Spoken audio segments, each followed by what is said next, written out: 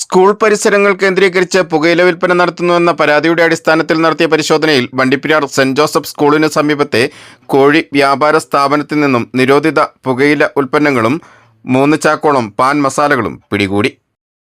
Idukki live വാർത്തകൾ നിങ്ങൾക്കായി അവതരിപ്പിക്കുന്നത് woodpecker furnishing and Kattappana bed centre, opposite government tribal higher secondary school, Kattappana.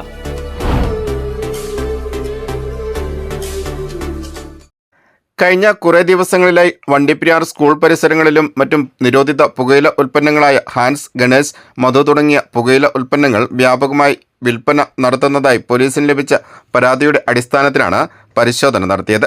ഇതിൽ 18 പാക്കറ്റോളം നിരോധിത പുകയില ഉൽപ്പന്നങ്ങളും നിരോധിതമല്ലാത്ത തമ്പാക്ക് പോലുള്ള ഉൽപ്പന്നങ്ങളും പിടിച്ചെടുക്കുകയും ചെയ്തു.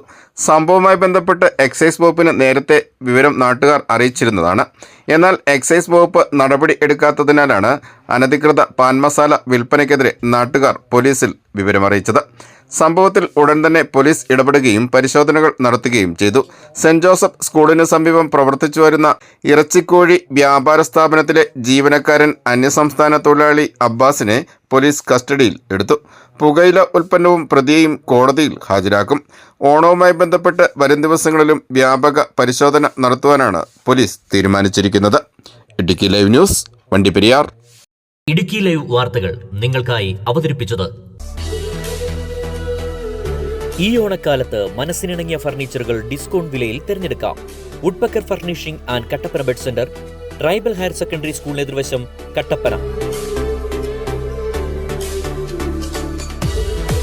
5000 രൂപയ്ക്ക് മുകളിലുള്ള എല്ലാ പർച്ചേസിനും വുഡ്പെക്കറിന്റെ ഓണ സമ്മാനം.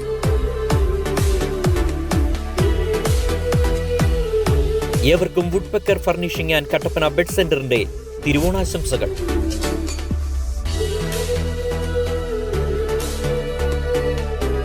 Woodpecker furnishing and Kattappana bed centre, opposite government tribal higher secondary school, Kattappana.